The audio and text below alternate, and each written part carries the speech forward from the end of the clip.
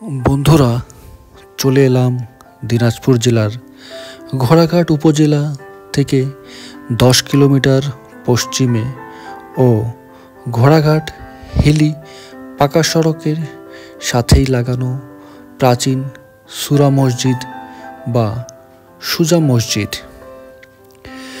বাংলাদেশের রংপুর বিভাগে অবস্থিত এটি প্রাচীন মসজিদ। এটি দিনাজপুর জেলার ঘোড়াঘাট উপজেলায় অবস্থিত। এই মসজিদটি প্রত্নতত্ত্ব অধিদপ্তরের তালিকায় একটি প্রত্নতাত্ত্বিক স্থাপনা।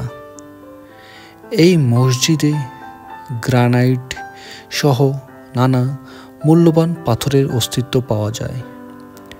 আপনারা যে কালো রঙের পিলারগুলি দেখতে পাচ্ছেন, এগুলো মূল্যবান পাথর দিয়ে তৈরি এবং ভবন এবং মসজিদটির প্রত্যেকটি দেওয়ালে করা হয়েছে সুনিপুণ নকশা। এই নকশাগুলো মুঘল আমলের সাথে মিল পাওয়া যায়। যেহেতু এখানে কোনো শিলালিপি নেই, তাই কত সালে এটি নির্মিত তা অনুমান করা যায় না। বন্ধুরা, এখন আমি অবস্থান করছি ঘোড়াঘাট ইউনিয়নের চৌগাছা মৌজায় হিলি রোডে সুরা মসজিদে। এই মসজিদটি প্রায় 500 বছর পুরনো।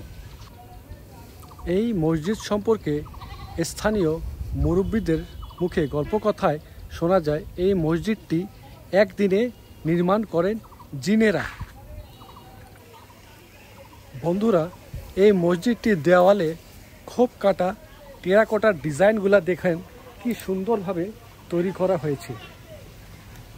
সুনিপুণ কারিগর দ্বারা এগুলো তৈরি করা হয়েছে, যা আমরা দেখতে পাচ্ছি। প্রত্যেকটি দেওয়ালের নকশাগুলো ফুটে উঠেছে দেওয়ালের প্রতিটি অংশে। বন্ধুরা, এখন আপনাদের এই মসজিদটির ভিতরের অংশ দেখাই।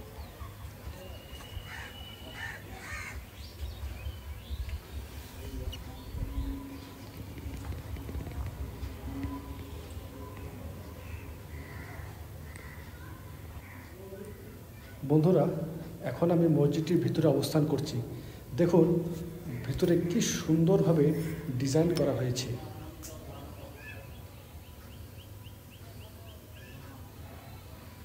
আশ্চর্যের বিষয় হচ্ছে এই লালগুলি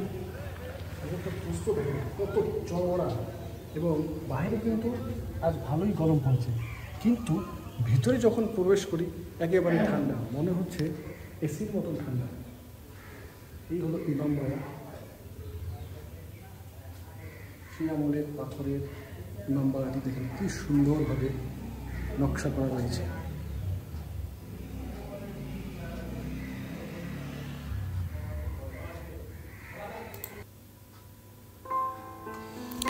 বন্ধুরা, ভবনের গম্বুজটি আপনারা দেখতে পাচ্ছেন।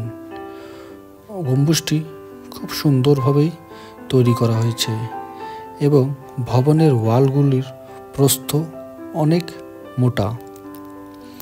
ভবনের উপরে যে নকশাগুলো আপনারা দেখতে পাচ্ছেন, সেগুলো খালি চোখে দেখা আর বাস্তবে দেখা অনেক পার্থক্য রয়েছে। আপনারা দেখেন এই ইমামবাড়াটি অতি মূল্যবান এই পাথর দিয়ে এই ইমামবাড়াটি তৈরি করা হয়েছে। ইতিহাস থেকে আমরা যা জানতে পারি, এটি কালো পাথর এবং অনেক মূল্যবান এই পাথরটি। এখানে আরও অনেক মূল্যবান পাথর ছিল, যা এখন আর দেখা যায় না। পাথরের নকশাগুলি দেখেন একবার, কি জৌলসময় এই নকশাগুলি। সম্ভবত এখানে কিছু রাখা হতো, হ্যারিকেন কিংবা মোমবাতি রাখার জায়গা ছিল আলোর জন্যই। এই মসজিদকে ঘিরে নানা গল্পকথা রয়েছে। অনেকে বলে এই মসজিদটি নাকি জিনেরা তৈরি করেছে এক রাতে, এবং মসজিদটির পাশেই রয়েছে একটি দিঘি। এই দিঘিটির বিশেষত্ব হলো এই দিঘিটি পানির কোনো দিন শুকায় না। একবার 16টি পাম্প বসিয়ে এই দিঘিটি পানি শুকানোর চেষ্টা করা হয়েছে, কিন্তু দেখা যায় এক ফোঁটা পানিও এখান থেকে কমে যায়নি।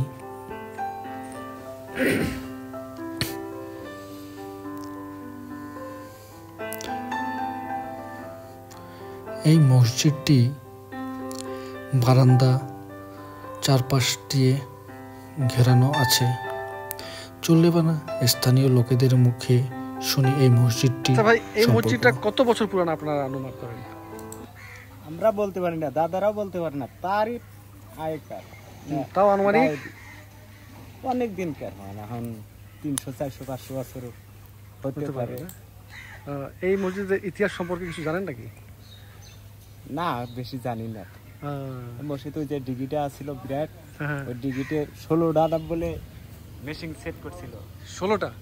তারপরে 1 ফোঁটা বলে পানি কমাইতে পারে না। পানি কমাইতে পারে না? এটা আমরা শুনছি।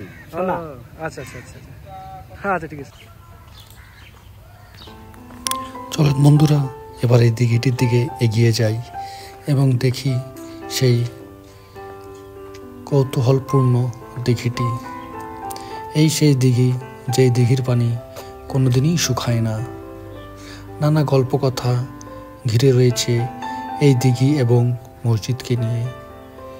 তা বন্ধুরা, কেমন লাগলো আজকের এই ভিডিও তা অবশ্যই কমেন্টস বক্স জানাবেন এবং লাইকস করবেন, সাবস্ক্রাইব করবেন নতুন নতুন ভিডিও পাওয়ার জন্য, এবং পরামর্শ দিবেন সামনে আপনারা কোন ভিডিও বা কোন স্থাপনা দেখতে চান। ধন্যবাদ বন্ধুরা পাশে থাকার জন্য। ইনশাল্লাহ সামনে নতুন ভিডিও নিয়ে আবার হাজির হব। খোদা হাফেজ।